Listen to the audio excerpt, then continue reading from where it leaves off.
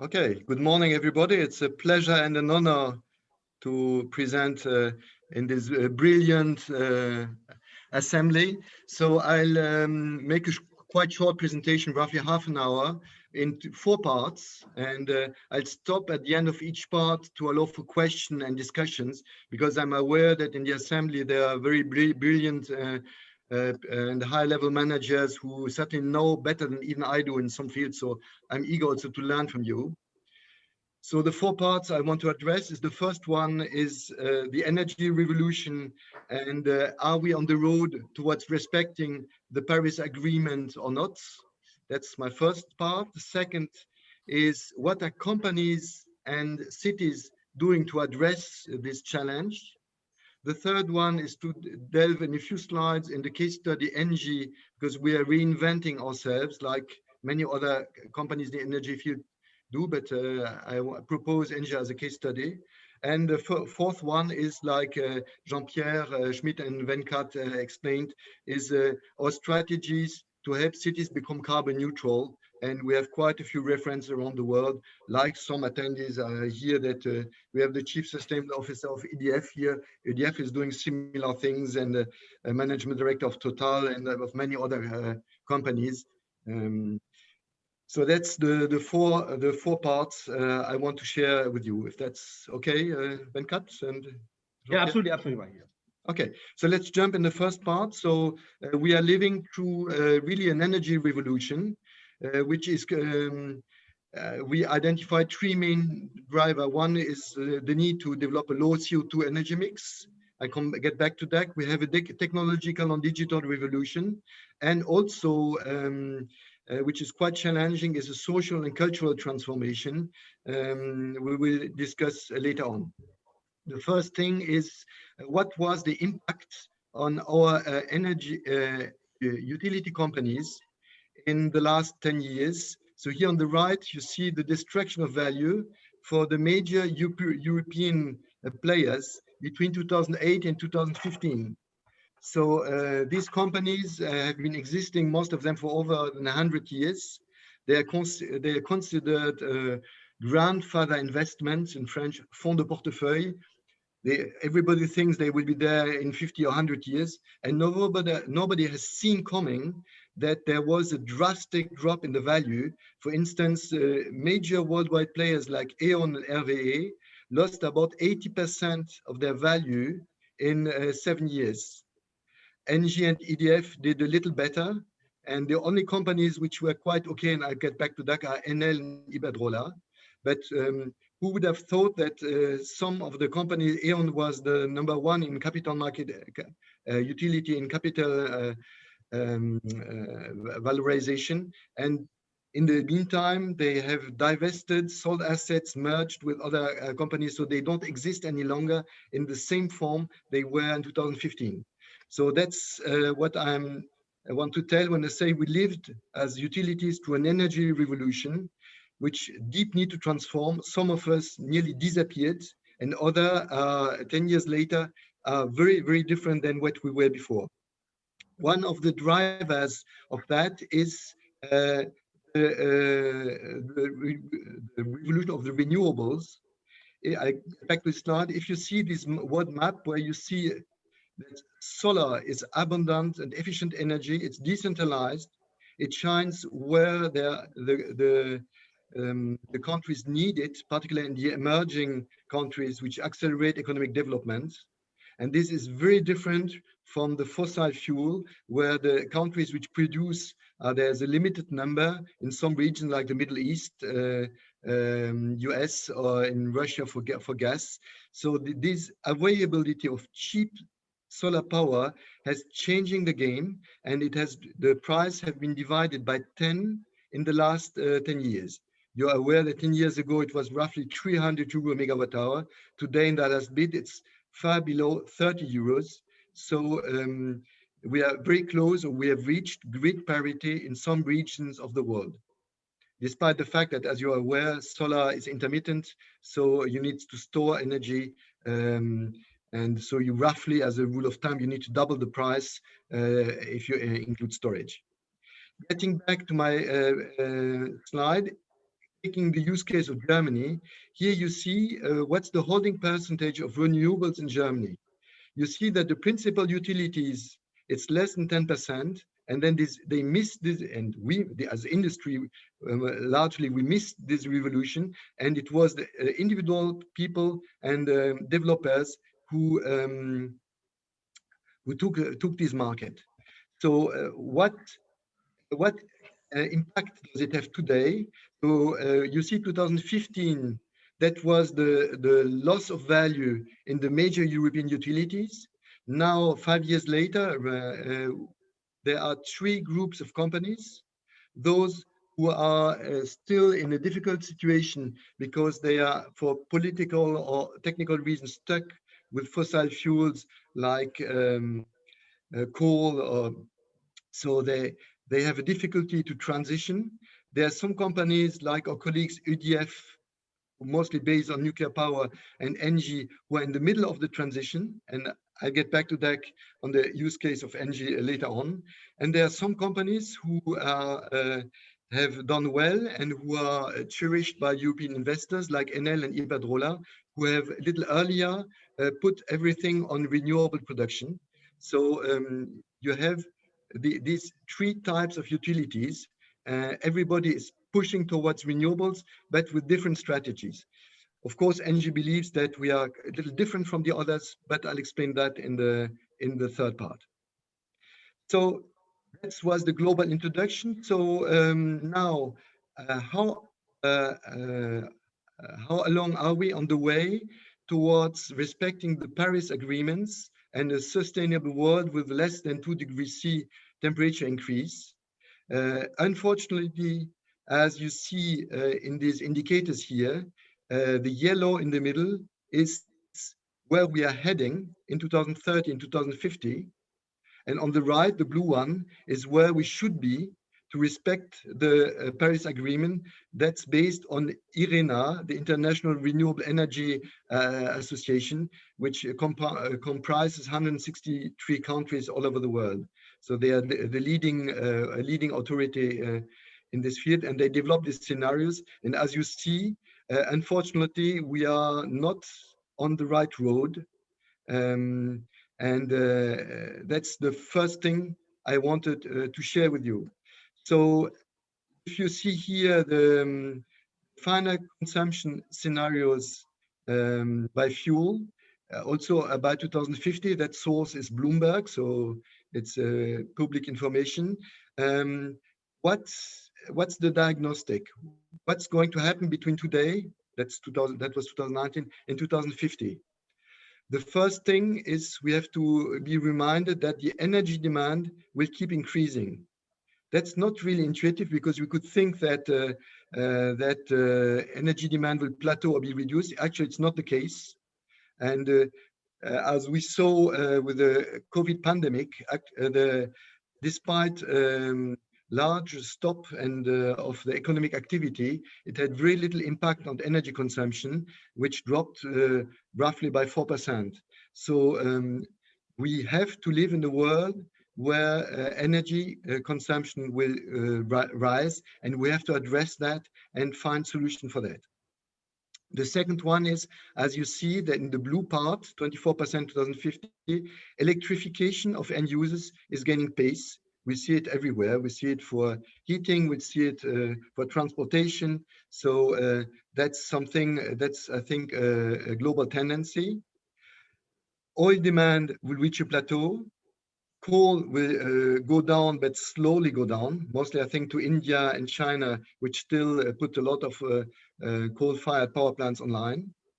Gas, as you see, it's the 19%, the gray part on the right, will play an important role in the energy transition, because it's the less, from all the fossil fuels, as you are aware, it's the less carbon emitting. Coal is basically CH, oil is CH2, gas methane is CH4. So when you combust, so it's cleaner because you generate H2O and less CO2. So if you remember our chemistry lessons from school. So gas will continue to play an important role because it complements the intermittent renewables, and there is a push to progressively switch to green gas, which is biomethane or green hydrogen. So that's the global tendencies we have to live with and we have to address if we want to go to a more carbon neutral world. So my final slide on this part is when you see the curves on the left, it's international energy agency sources. You see that power, which is the blue curve, goes has reached a peak and goes down, but you can't only decarbonize power, which is electricity. If you do this, you address only a small part of the issue. You have to address heating, you have to address transportation and industry. So you have to address the other curves. And if you go on the right, you see the scenario, the sustainable development scenario, which is the green curve on the right. So you see that we have to address first energy efficiency, which is it's critical because it's the first step you have to do, because the cheapest and the most renewable energy is the one you don't use. And there are a lot of energy savings you can do all over the landscape. The second one is the green part, of course, renewables. And then you have to combine many solutions. So to summarize and stop on this part, we are in a world where energy consumption will increase. Today, we are not on the road towards a 2-degree C planet, a sustained planet, and respecting the Paris Agreement. Unluckily, unfortunately, we are moving away from it. So we have to do something. And to do something, we have, of course, to decarbonize power, but it's only a small part of the issue. We have to work on decarbonizing heat, transportation, and industry. So this was my first part before I move to what industry and cities have a challenge and what it brings to opportunity. Do you have any question, comments? I think we have the time to discuss. So Venkat and Jean-Pierre, I'll open the floor if that's okay with you on this first part. Yeah, I have one question. Maybe it's already known, but will the slides be shared afterwards, or is this will they not be shared? Yeah, they will be shared. They will be shared. Okay. Oh, thank you so much. Yeah. All right. Yeah, you will have all the knowledge. Yeah. Perfect. Thank you. One question that, if I may read out for a review from Cesar. I mean, Cesar is an experienced person in the energy industry as well. The question is, what's the definition of grid parity? Of, excuse me, grid? Yeah, grid parity.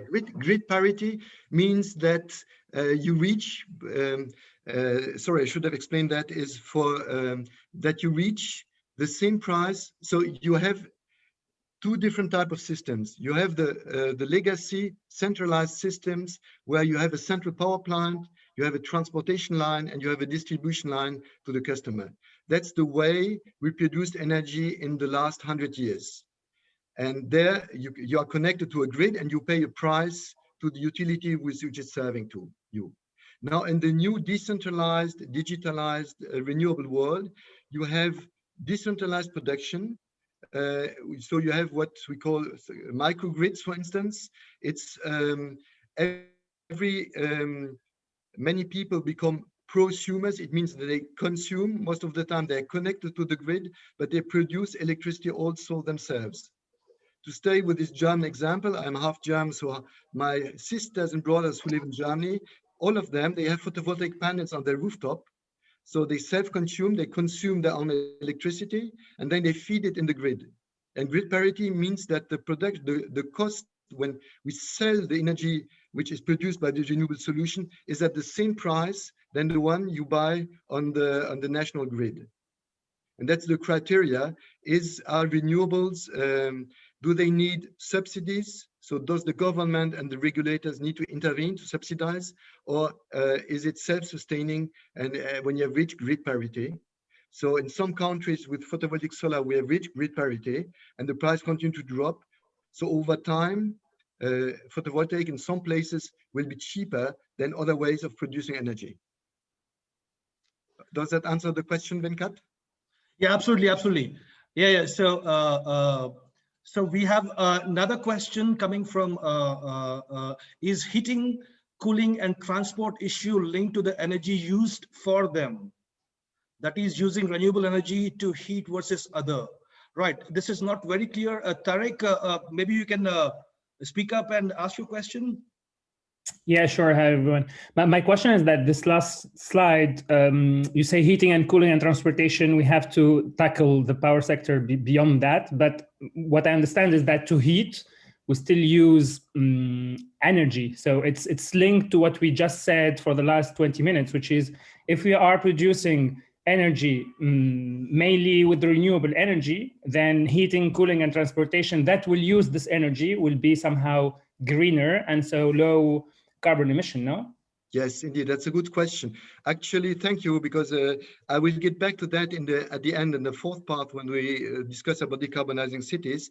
But if you see, the heating is roughly 50% of the final energy usages, and nobody really realizes that. So if we want, and electricity is roughly 15%. So if we want to live in a sustainable world, our priority should be to decarbonize heat. And there are different ways to do that. One way is, of course, we have to start with energy efficiency to reduce the consumption, but then you have to look for waste heat. Actually, if we waste heat, it's the heat which is freed in industrial processes, be it waste incineration, chemistry, steel making, data centers, shopping malls, everywhere you have waste heat, which is lost to the atmosphere. But if we could capture it, it would be enough to heat the 500 million Europeans. So you have to put in place a merit order. And the first one is energy efficiency, of course, then try to find waste heat sources. And then you have to look for local sources, like can be deep geothermy, surface geothermy, biomass, or you can have a combination of local sources. But thank you for this excellent question. So you see that, of course, we go back to the primary energy source, but to green heat, of course, you avoid to burn coal, oil, and gas. You have to find other ways of doing. So, and usually it's a combination of heat pumps. So we use green electricity, surface geothermy, biomass, ideally waste heat when you have, of course, a way to procure it. Super, thanks. Yeah. Another question before we go to the second part? Yeah, Julien here, quick one. I'm surprised by the, let's say, the contribution of nuclear power in the scenarios, because, you know, it's very low in CO2. It has a lot of qualities, some obviously some dangers, as we know, but it's always surprising to me, because if we talk about transportation and we say, oh, you know, the future is electric cars, if you generate the power with gas or coal, it doesn't solve anything basically, whereas nuclear power can have a huge contribution, and it's not intermittent. So it's not like solar or wind or whatever, where you have to have double or triple sometimes the production capacity and the cost, as you said.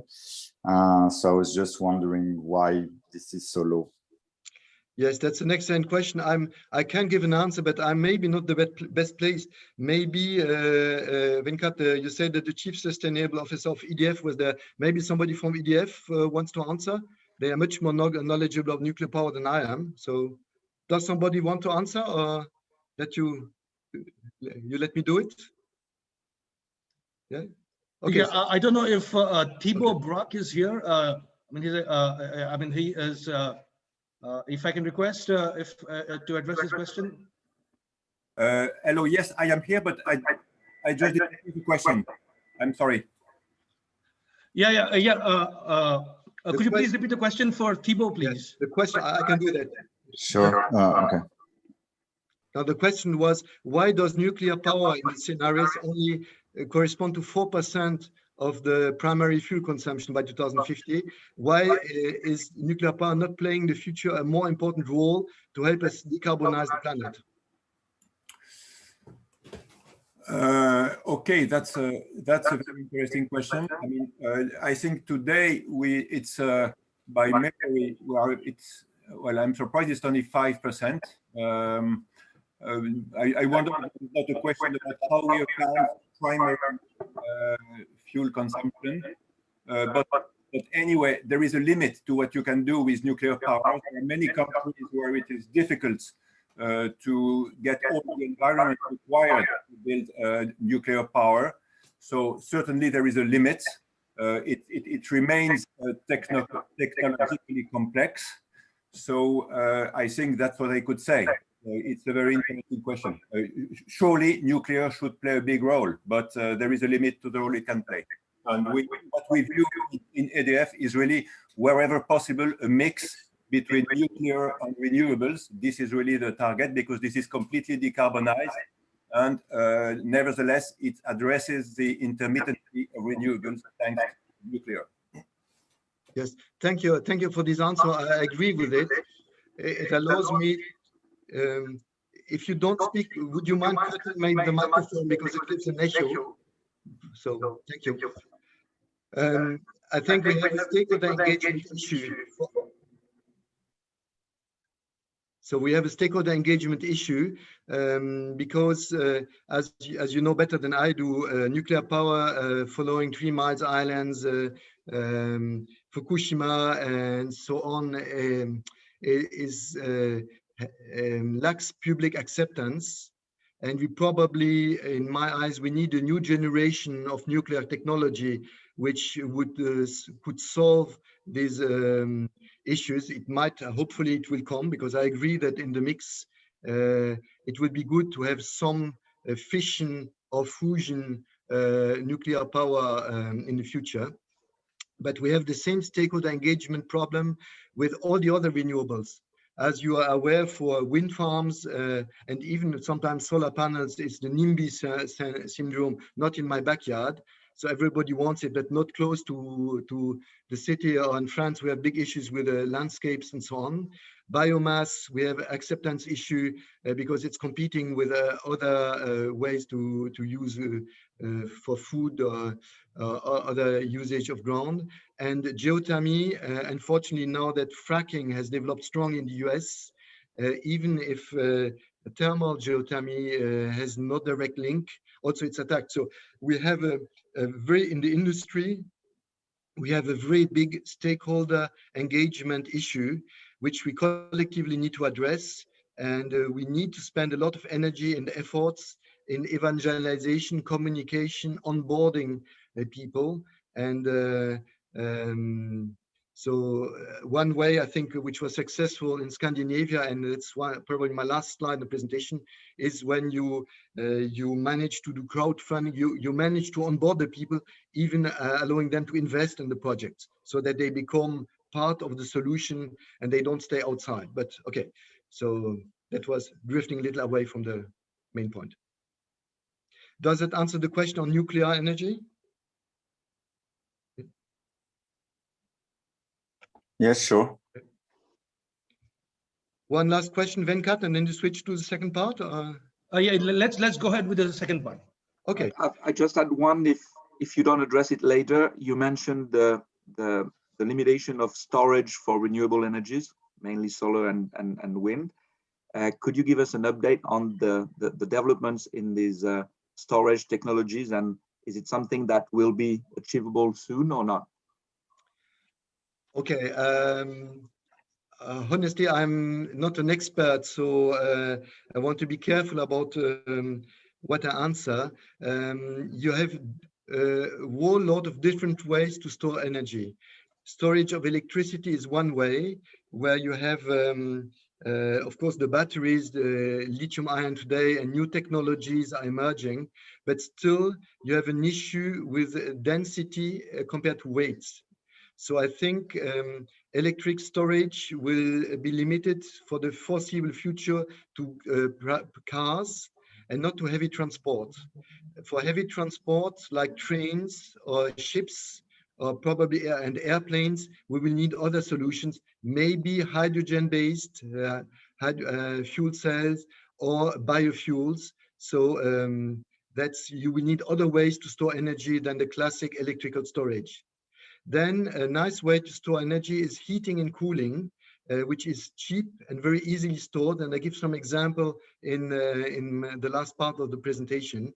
And then you have many other ways to store, like hydro, EDF and ENGIE and many other utilities. So it's pumping water, you pump it up, you lose it, you pump that with 90% efficiency, then you let it drop down, you turbine it again, also with 90% energy efficiency. So it means that you have roughly, by storing water, you have a storage with 80% efficiency, which is not bad.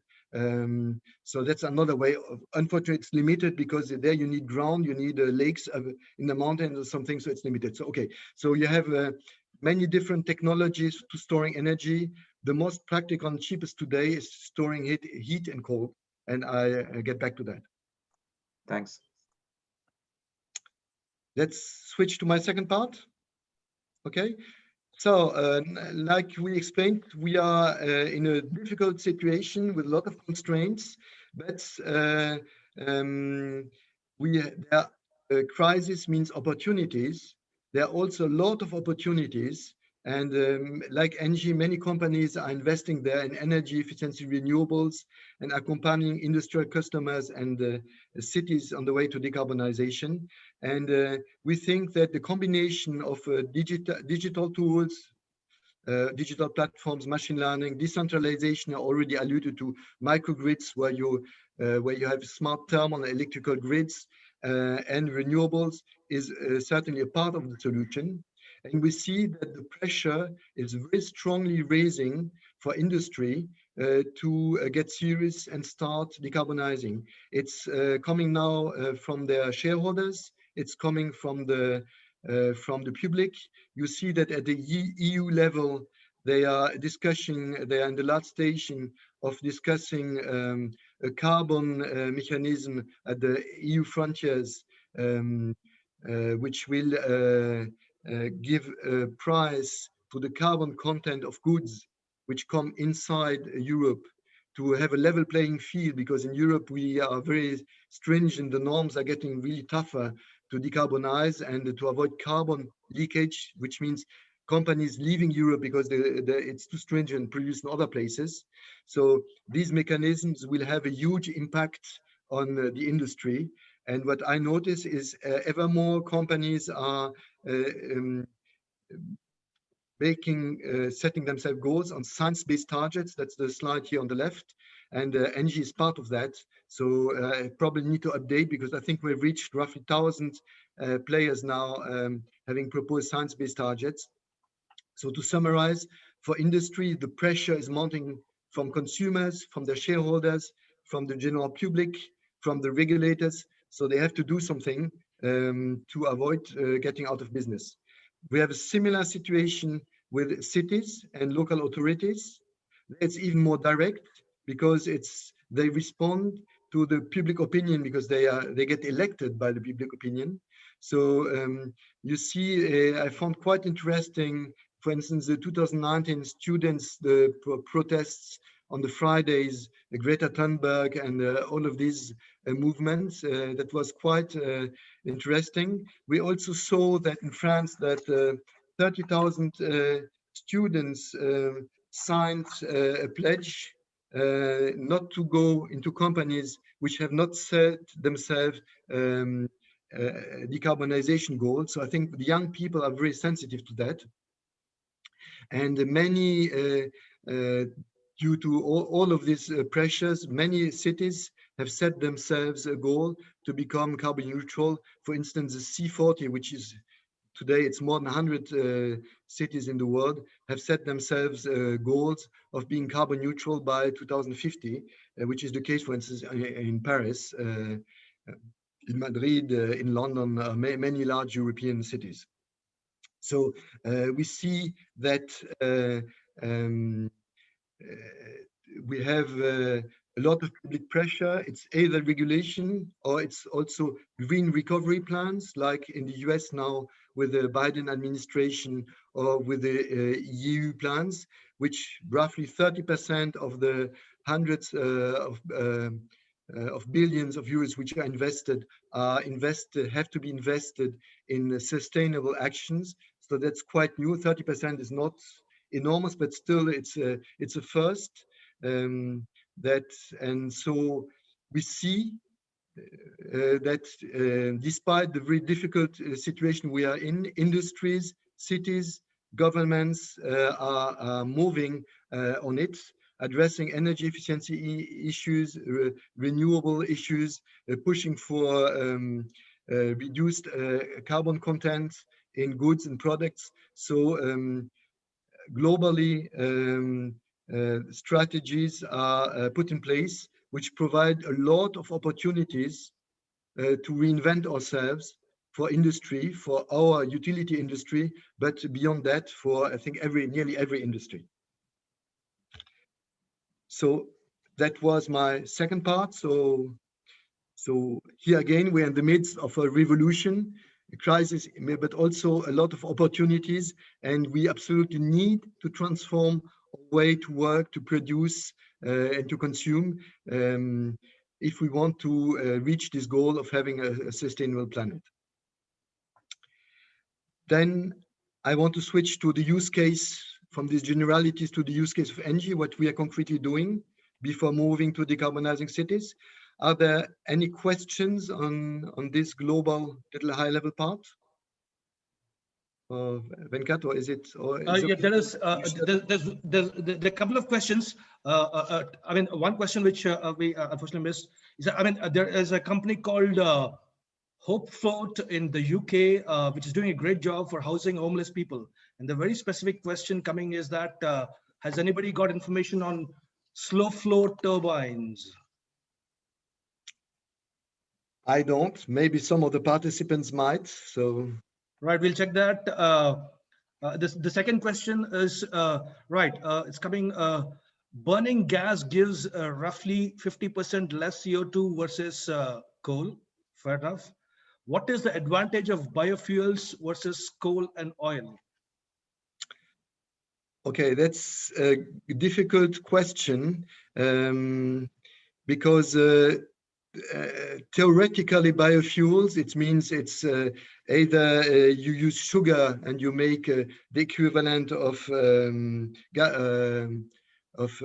gasoline, or you use crops which are very heavy in oil, and you make the equivalent of diesel fuel. But the problem is you have to make the total carbon balance, and they have to make the life cycle assessment of the technology. And to make these biofuels, you need a lot of energy.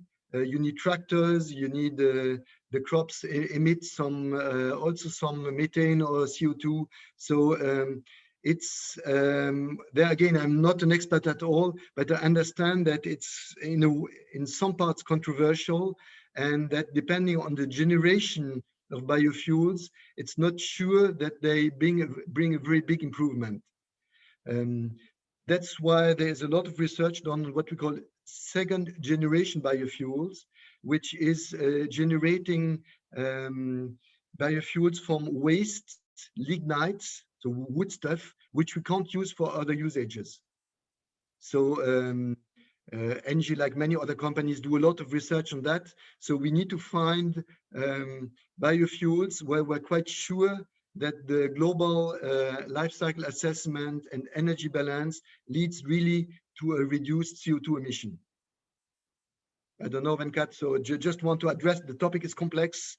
And sure, yeah, absolutely. I mean that gives a lot of food for thought for all the people. Yeah. The other question on this big picture that I thought I may ask if shortly is that, and I'll open up the floor also to Miguel, who is the Chief Underwriting Officer at HSBC. What I read a couple of weeks back is that RWE, which has been historically insured by AXA, and AXA decided to pull out because they didn't think that the decarbonization strategy of RWE is good enough. If Miguel is there, I mean, what are the, I mean, in terms of insuring this whole sector, what are the trends that we are observing there?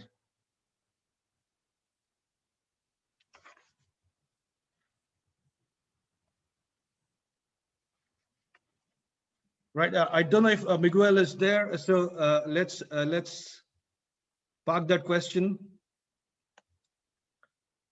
Yeah, generally, Venkat, we see that banks, insurance companies, they have pressure from their own shareholders to move towards green finance.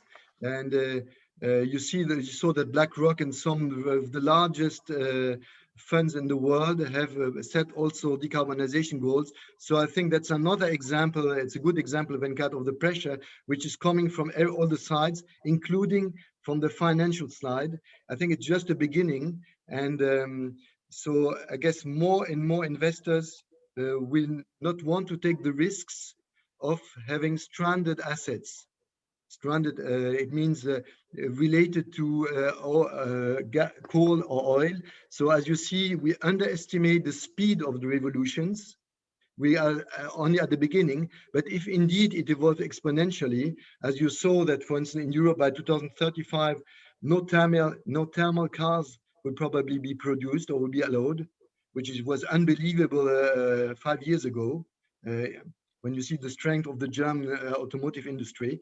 So there will be rupture changes. And I think more and more investors will want to make sure that the investment is sustainable on the long term and will pull out of too risky and carbonized assets. So that's a personal opinion, which probably, and you know better, but it might explain why funds, banks, and insurances are progressively being more careful in pulling out of these fields. Sure, got that. We'll take a couple more questions before we move on to the next section. One question, right, coming from Francois. Maybe you can speak up, Francois, as well, rather than me reading out.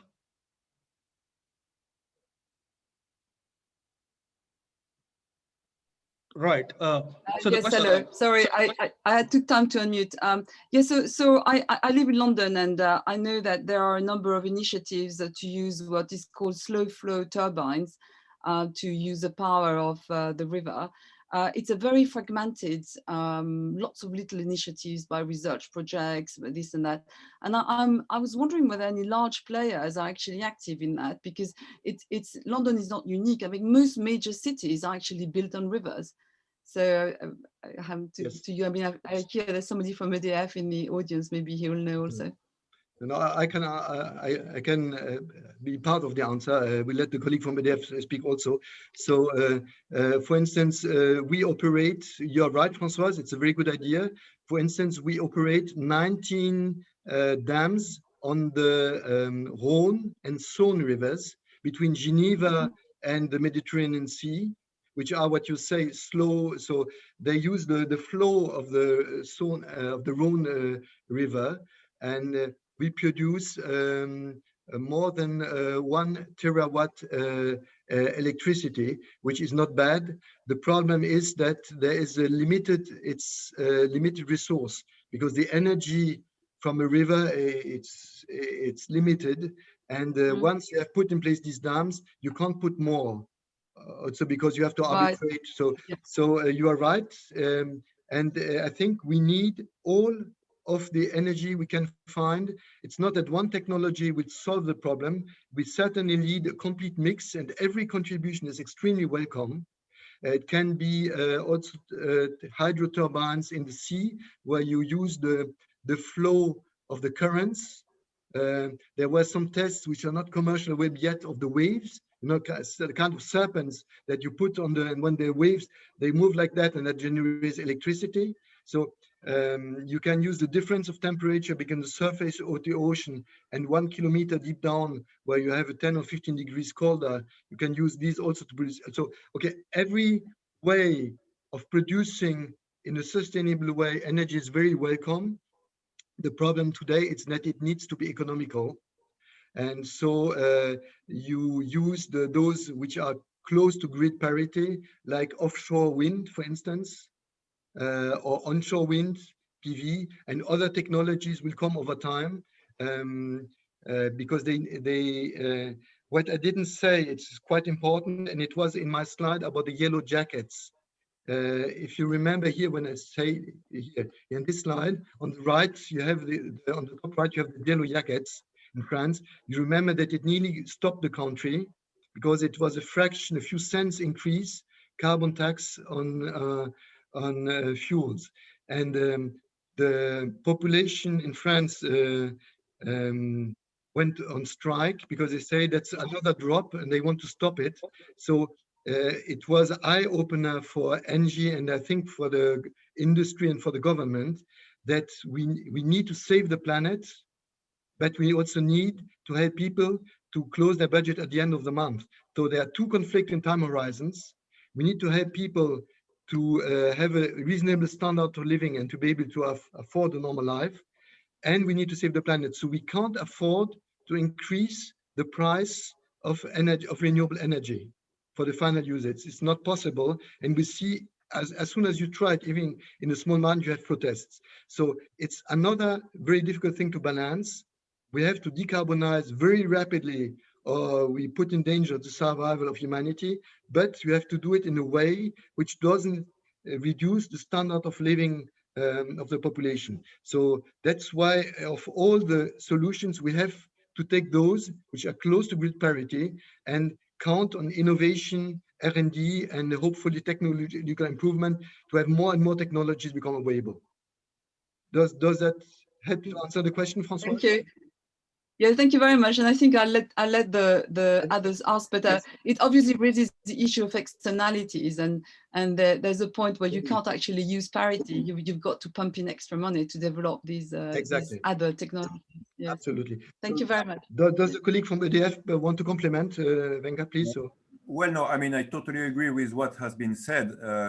Most of the hydro that is economical has been developed already, unfortunately. We are still doing research on so-called hydrolienne in French, on river. We have also developed tidal plants, as you know, but this also creates a lot of externalities. So there is a big project that has been worked on for years underneath Wales, on the Severn Trent in the UK. But there are many externalities and many issues around that. So I would say I totally agree with that being said. There is a bit more to do, but it is difficult. Thank you. Okay, so I think we are in full agreement. I think, and that's nice. So, Venkat, some. Yes, thank you for that, Thibault. The other question that's coming from Mathilde, maybe you can speak up, but quickly, it's before we move on to the next section. What do you think about the fact that taxonomy does not consider so far gas as energy transition? Right. Mathilde, maybe that's a question for me, or that's a question for from Mathilde. Mathilde, yes. Hello. Yes, I can speak up. Yes, I was reading the latest report on taxonomy, and I was amazed to see that only biogas was considered as taxonomic proof, and gas, as it is today, is considered as fossil energy. So it's not considered at all as taxonomic. I suppose that my question is broader: is how are you influenced by the new rules of taxonomy in your strategy, or is this more, or you are more focusing on the technical solution? What I'm seeing is that there is a gap between what engineers are thinking and the rules of taxonomy, which are going to be to hit most of the companies next year. Yes, that's an excellent question, and I'll try to answer it. So actually, I think it's a question of time horizon. So unfortunately, there is a kind of, let's say, idealistic position taken now by Greens and the forces, some of the forces which are pushing for decarbonization. They are basically right, but they mix what is ideal and what is feasible. So I think if you are too idealistic, you are too far from the realities, you put in danger a reasonable road to reach the goal towards net carbon zero.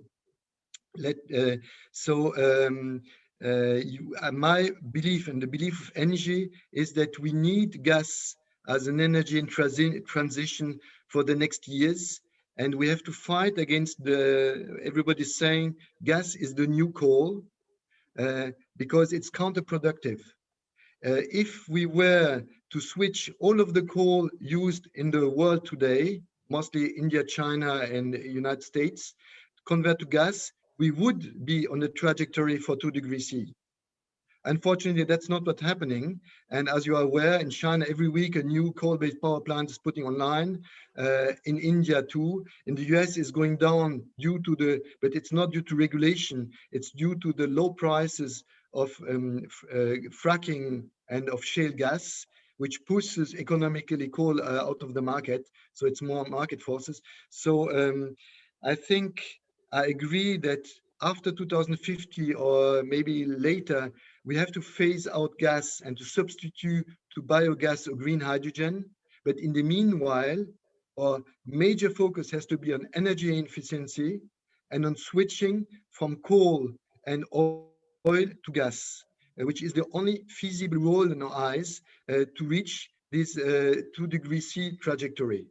If we push everything out today, we will have huge price increases, we will instabilities. The idea to have everything electric today sounds good to politicians because it's a simple solution. Let's electrify everything, heating the buildings, transportation, all the usages. But unfortunately, when you do the scenarios, you study the costs that are built in. It's completely out of the range. It doubles the cost because you have to rebuild the transportation nets, the distribution nets. So it's economically not feasible. It would lead to doubling of the energy prices. And there you come against what I said again, that you have to make this transition economically sustainable and feasible for the population.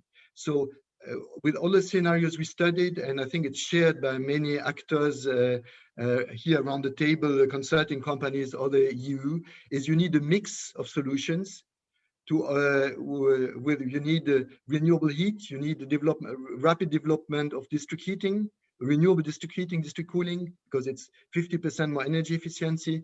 You need green gas, you need for some time, some fossil gas. You need electrification, of course. You need a decentralized solution. You need digitalization. You need to make net zero carbon buildings. And you need everything. But only by combining in an intelligent and optimal way all of this solution can you reach an economical, feasible roadmap. I don't know if that was clear or not, so I apologize. Maybe it was confusing. No, no, very clear. Thank you. Okay, so getting back to taxonomy, we are very sorry that they are pushing gas out because we think it's too early and it's counterproductive, and it will slow down the way to find an economical feasible road towards carbon neutrality. So it's a shame, but okay, we hope we will not lose too much time and money there and get back to the best optimal way to decarbonize Europe.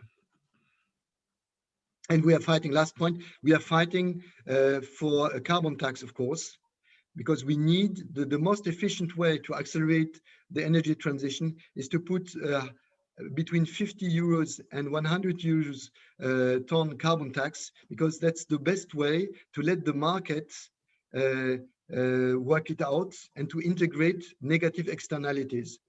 We have been fighting for that for a long time, because we think it's the most practical and efficient way to have to integrate negative externalities and to have the industry and the market help solve the problem.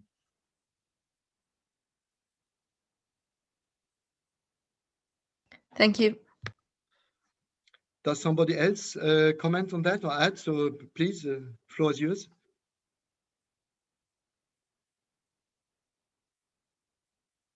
Yeah, that's fine. Maybe a very short comment. I mean, I don't disagree with what has been said, and And it's not the point to open up a debate between ENGIE and EDF, of course. I would only say that our view is that in the developed countries, we could not wait 2050 to get rid of gas, because if we want to be carbon neutral by 2050, which is the goal in many European countries, then unfortunately you have to either avoid gas before that or replace it by green gas. Yes, I fully agree. Our goal is by 2050 in developed country, limit to that, we have set ourselves the goal to have switched to green gas, a mix of biomethane and green hydrogen. I fully agree.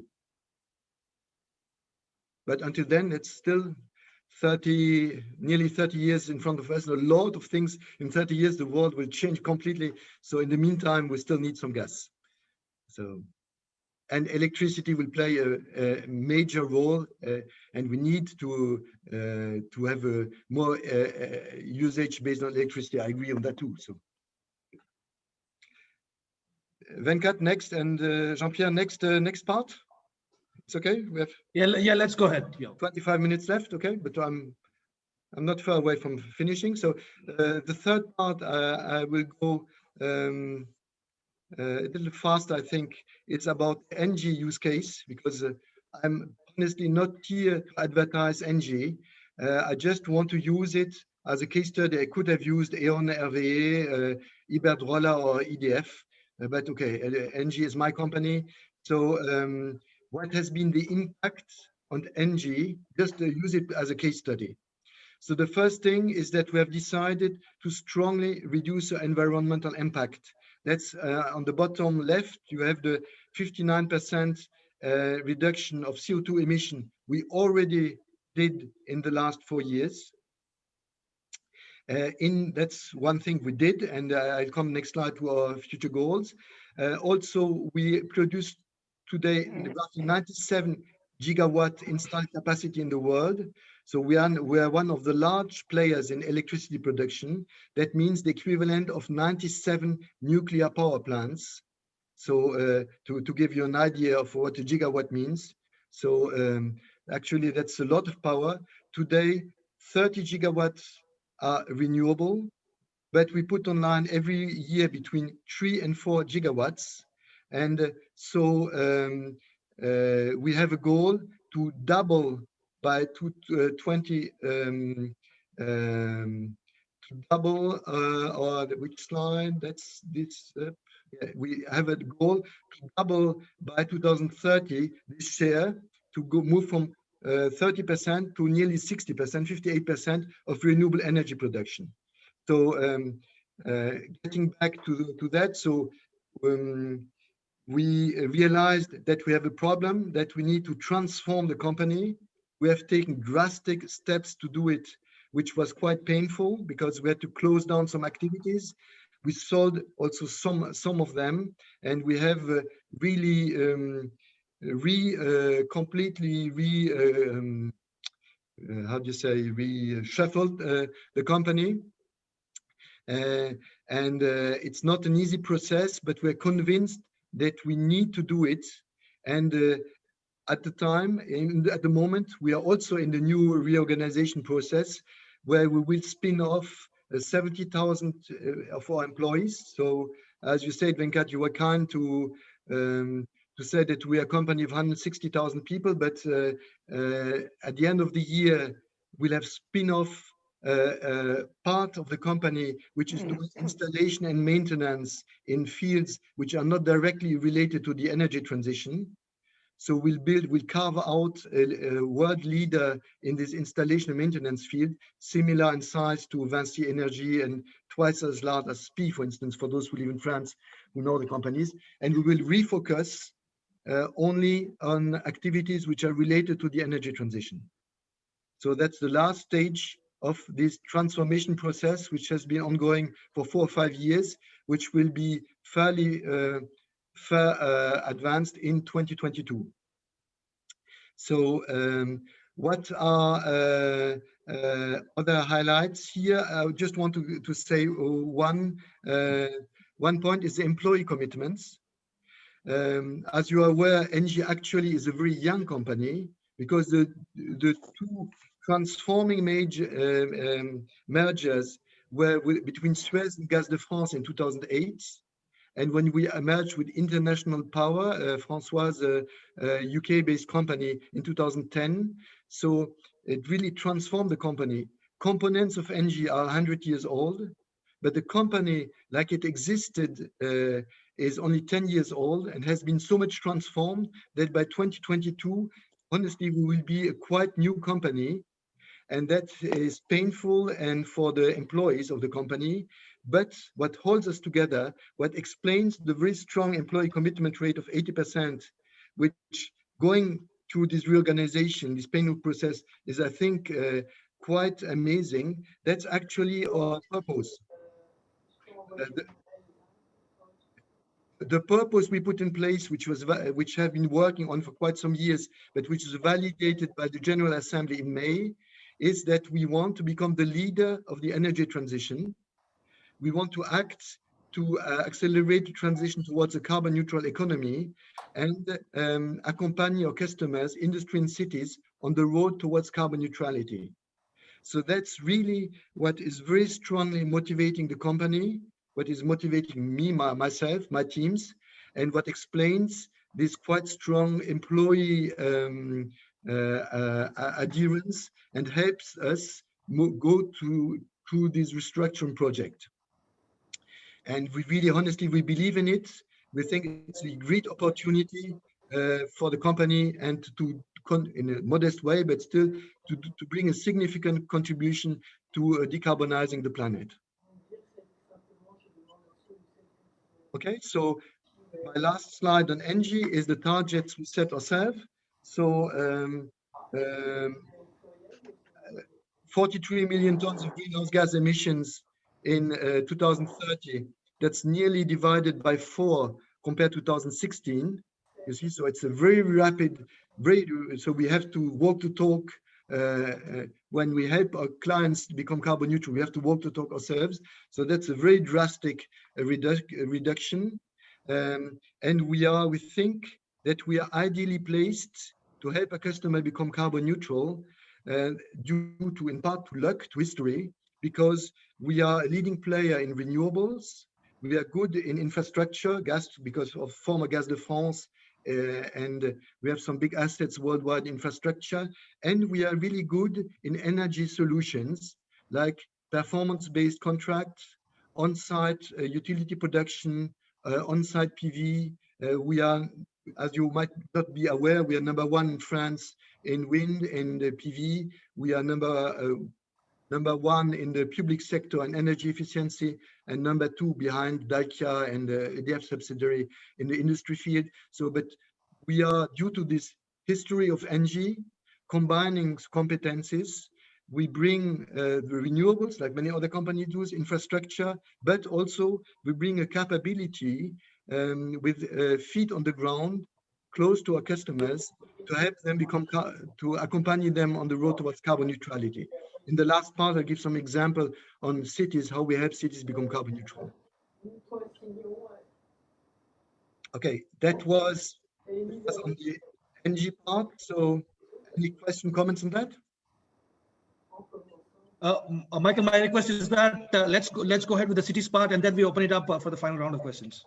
Okay. Once again, I apologize. I don't want to advertise for ENGIE. Of course, I'm enthusiastic about it. It's my company, but I just wanted to use it as a use case because I think many companies go through this transition. And my personal experience and what I recommend is to put a strong purpose, because we need it. We need vision from the management. We need a purpose in this VUCA world, which is very unstable, transforming, uncertain, and risky. That's a kind of cement to cement the company culture and mobilize all the energies in one way. So that's the takeaway from this use case I would bring to the discussion. Okay, any reactions, comments? Good for you? Françoise, no? Yeah, let's go ahead with the cities part, Michael. Yeah, absolutely. Okay, last part is about cities. So I wanted to use a concrete use case because all of the discussion we did. Now, concretely, what do we do? What do we do to help? And with Venkat, we agreed, let's industry, we can do a similar discussion about industry, but let's focus on cities once again as a use case. Why is it important to address cities? Because today, as you are aware, 50% of the world population lives in cities. By 2050, it will be 70% of the world population. And by the end of the century, probably 75% of the world population lives in cities. So you absolutely need to decarbonize cities. So that's the key priority. Okay, when we do surveys, I'll make a minor cosmetic point. Somebody needs to go on mute, please. Thank you. Okay, thank you. So when we do surveys with city, what we find is that cities, they want to have quality of life for the inhabitants. They want to have good air quality because many cities are polluted. They want less traffic jams. So they want safety. They want resiliency towards climate change. So it means they want energy efficiency, CO2 reduction, critical infrastructure. So that's what we find when we ask the cities what are their needs. So to summarize, the main challenges of cities are urbanization. I already explained that they're very rapid growth. I think you are probably aware that every month we are building a New York City with 12 million inhabitants every month. So we have 12 New York City every year which are built, and this is for the next 40 years. So that's urbanization. Financial squeeze. Many cities have financial difficulties. So once again, sorry. So could you cut your microphone, please, if you don't speak? Magali, can I just request, please?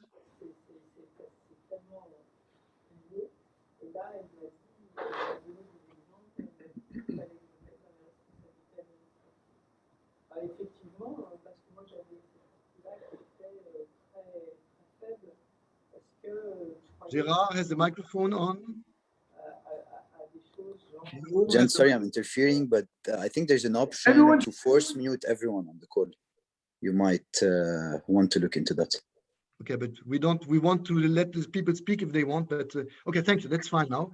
Okay, so urbanization I explained, financial squeeze, the cities have difficulties to finance this transformation. So we need to find ways to help them finance it, and performance-based contract, for instance, are a way where we help finance the investments by reducing the energy costs. That's one way to do it.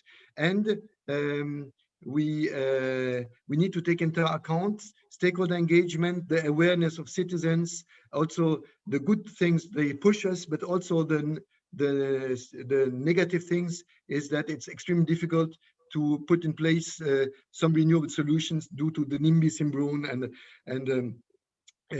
low or no acceptance by citizens. So that's the challenges. The needs are in the middle. Mobility, transport, I explained. Zero carbon solutions, district networks, did that. So the opportunities it brings to the industry are integrated offers and a systemic approach. That's one of the specialities of ENGIE, because we deeply believe that you have to combine solutions. And I'll finish on the example of Copenhagen as the last slide. But for that, I have to say one word about district heating and district cooling, which we think will play a very significant role, similar to that of green gas network, of electricity networks. So we think we will need to reach carbon neutrality, zero carbon infrastructure. So green electricity, like EDF explained, and electrifying, that's a part. We already discussed about gas. The beauty of this legacy infrastructure is we can keep the gas infrastructure just by feeding it green gas. You transform it in a renewable infrastructure. We need that. And we will also need renewable district heating and highly efficient district cooling as a third infrastructure, because it's the most efficient a way to decarbonize dense cities like cities. Let me take the concrete example of the city of Paris, where I live, where many of us live. In Paris, I don't know if you're aware, but the district heating network of Paris is supplying the equivalent of 500,000 flats inside Paris with renewable heat, which comes from the waste incineration plants. When you drive along the peripheric, on the right-hand side, you see some chimneys from time to time. That's the waste incineration plants from the SICTOM, which burn the waste of the 11 million Greater Paris inhabitants. And the heat generated there is fed into our district heating network. We combine this with geothermy because 1.7 kilometers below Paris, we have a hot aquifer, which is around 70 degrees C. So like oil drilling, you pump some hot water to the surface, you put the heat in a V shape, you put heat exchangers, and also we have a lot of district heating networks in the suburbs of Paris and inside of Paris. We are fed with this renewable heat, and it's perfectly renewable. We have been operating some networks for 20 or 30 years, and the heat from the center of the earth goes up and they stay sustainable. Some biomass, some waste heat from data center, other solutions. So, okay, in practice, you remember that heating is 50% of the final energy consumption, that we need to decarbonize heat if we want to reach the Paris Agreement. And it's easier to decarbonize electricity or gas, if I might say, than heating. So renewable district heating is one way to do it. Of course, you can't do it everywhere. You need some density to make it economical feasible. So our belief is that you need concentric solutions. In very dense areas like Paris, for instance, certainly renewable district heating is a good way to decarbonize. In less dense areas, you probably need to have green gas because the gas networks are cheaper, so you can extend them further. And where you are in a further away, there probably full electrification or smart grids are probably with the decentralized solutions like local wind farms or decentralized PV are the solution. So our belief is that you have to be very pragmatic. You have to study the situation for every city, that we have a range of solutions, that to make them economically feasible, you have to make a diagnostic of what's the consumption building by building, what are the resources building by building. And once again, the waste heat from one building, a data center, a shopping mall, can be the resource for the neighboring building. And to do that, you need a district heating network. You feed it, of course, with the waste heat, and you bring the heat to another place. The same thing applies to district cooling. Just one word on that. I think I have a slide on that, or not? Yes, I have a slide here on that. On the top bottom here, right of this slide, you have the district cooling network of Paris. In the preceding slide, we saw that according to EIA, the cooling needs will grow exponentially until 2050. So they will become a major part of the electricity consumption. So we need to green cooling. Why will cooling grow exponentially? Due to urbanization, the emerging of the middle class and climate change. So as you are aware, in the Sun Belt, to work in the decent conditions, you need cooling. And the existing split system are very wasteful, not very efficient. So district cooling being twice as energy efficient is part of the solution. There again, for dense areas, of course, like in the center of Paris. So I want to conclude my discussion with a case study on Copenhagen, for instance, because Copenhagen is one of the first European cities which will be carbon neutral by 2025. So they are very, very close, actually. They could argue that they are already carbon neutral. And how did they do it?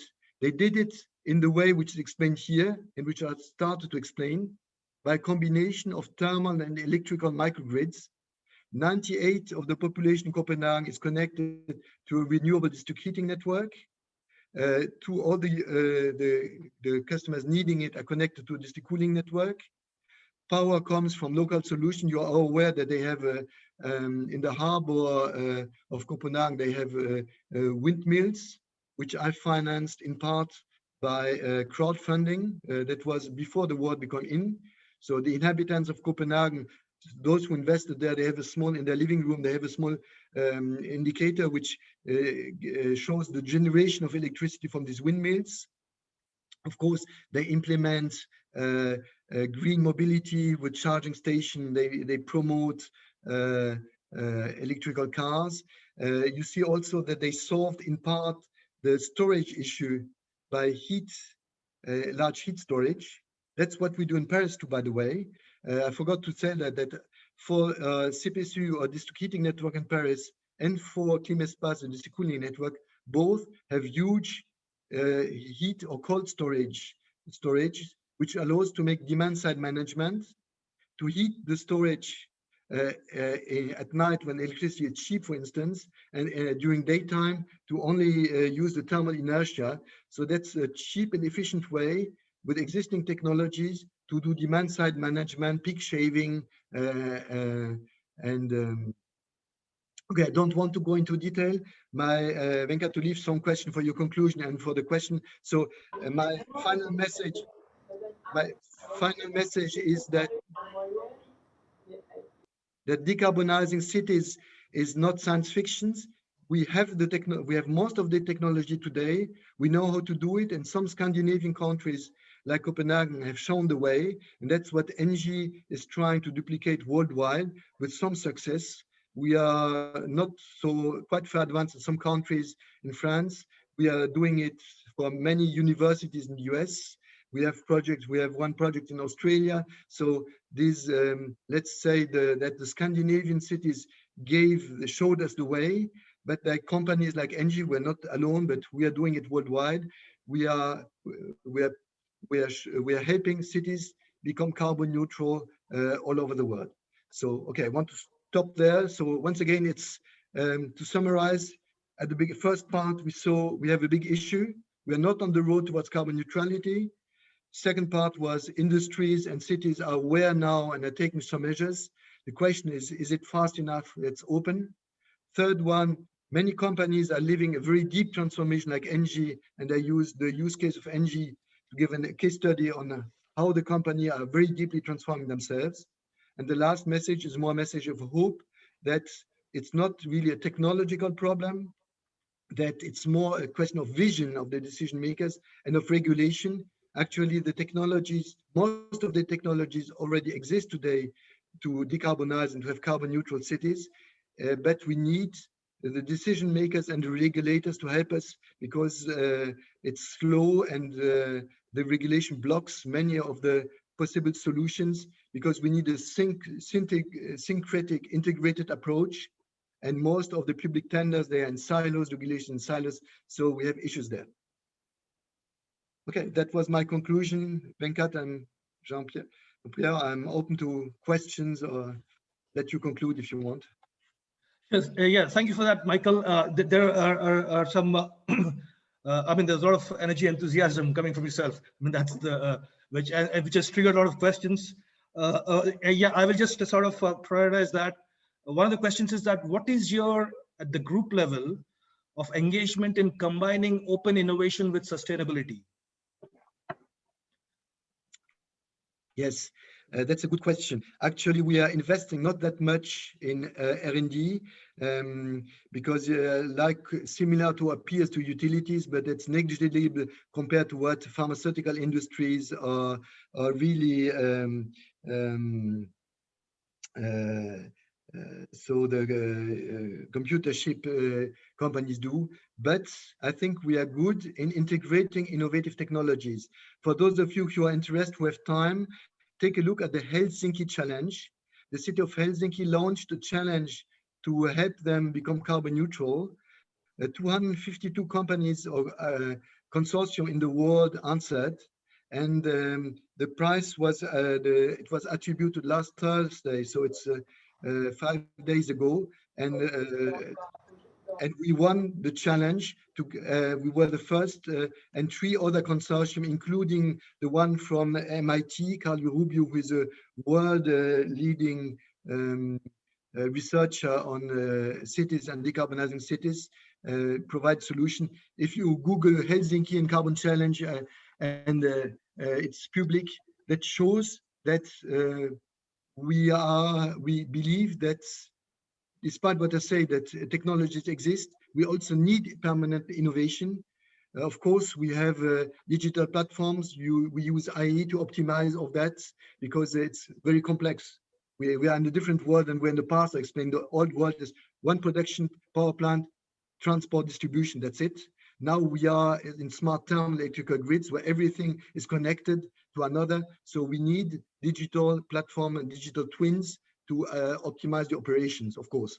That's so to summarize the questions, we obviously need innovation, but I think a lot of innovation is there, and we team up with startups, with other companies to work together.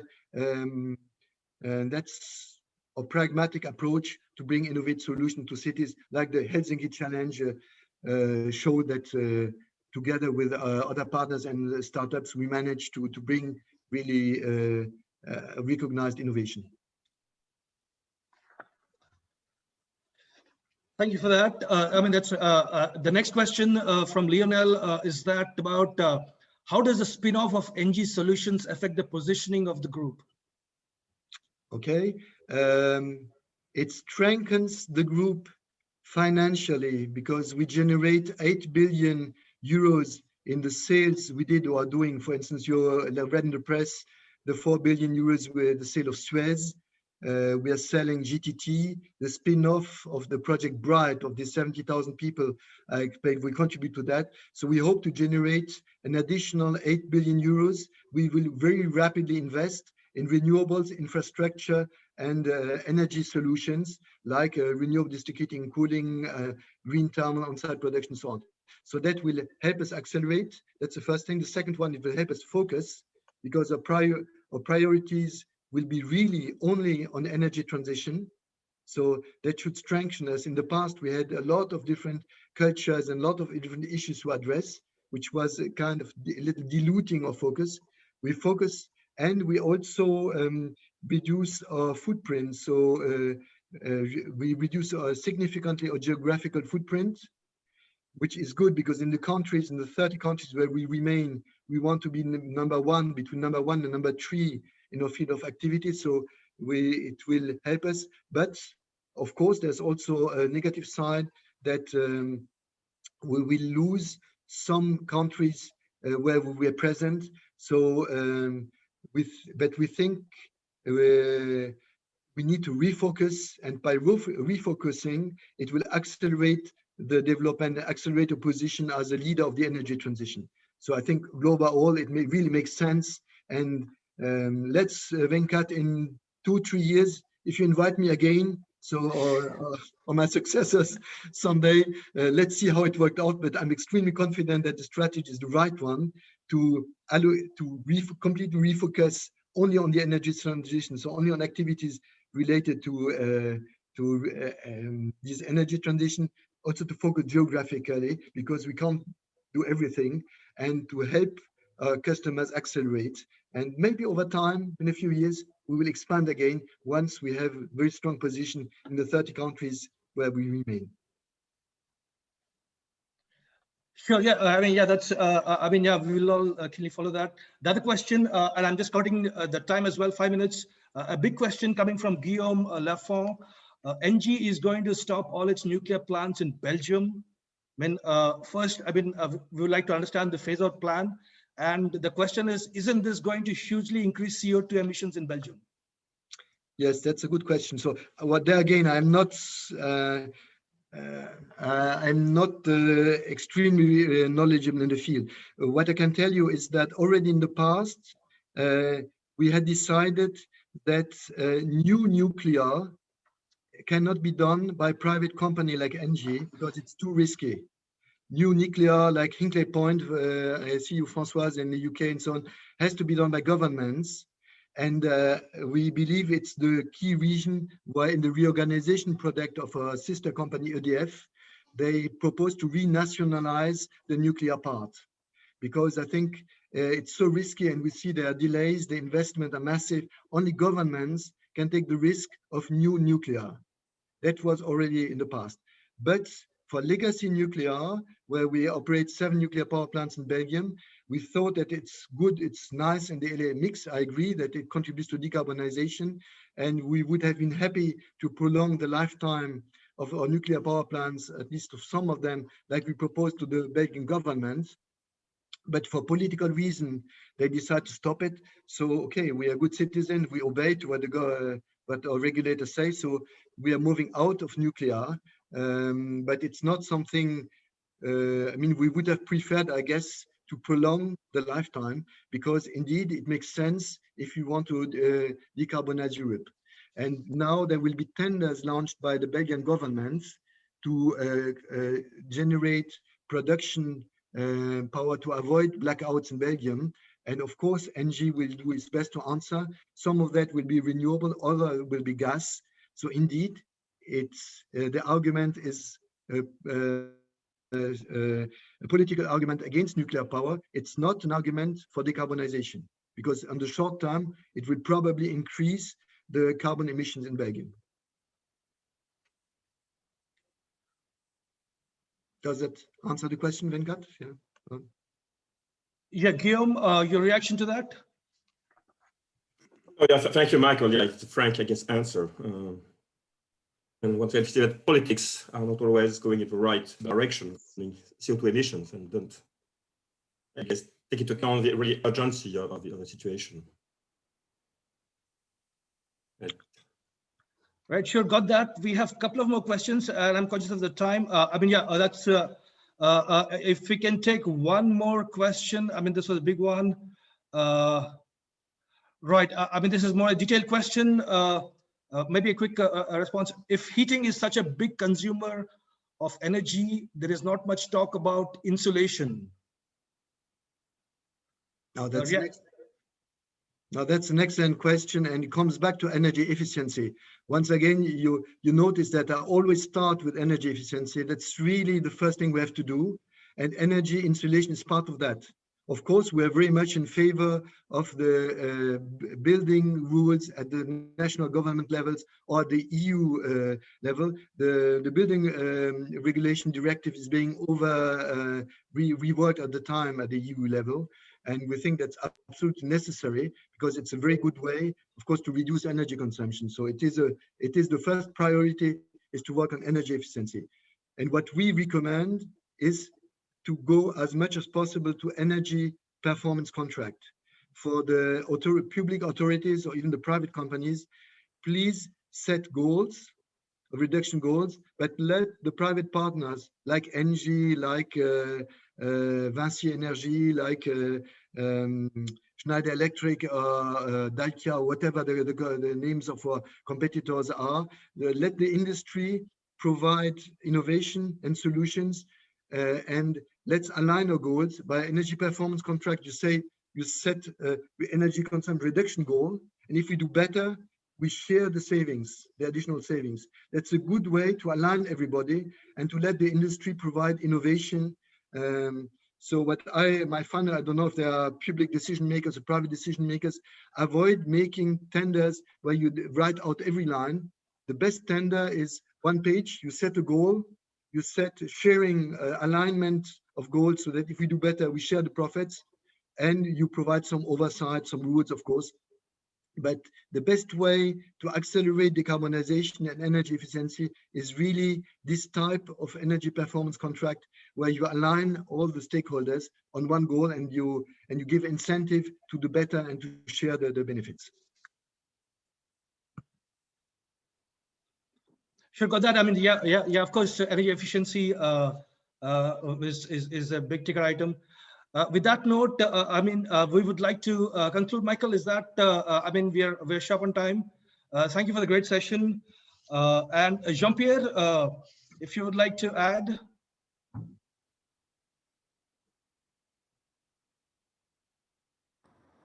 Nothing to add. Okay, it was a great pleasure and an honor. So really, INSEAD is one of the best, one of really the top schools in the world. So I was very honored to be invited. Thank you again. In case you want to pursue the discussion, you have my mail contacts and those of Olivier Racle, who is heading our renewable district heating and cooling activities worldwide. So don't hesitate to get in touch with us if we can contribute, pursue this discussion. And Venkat, let's meet again in 3 or 5 years to pursue the case study of ENGIE, how the company will be transformed, what we will look like, and if we will have managed to reach your goal to become a leader of the energy transition or not. So let's meet again in a few years. Sure. I was also exchanging with the dean about the case, about the specific session. He said very interesting. And yeah, thank you for that, Michael. Great. And then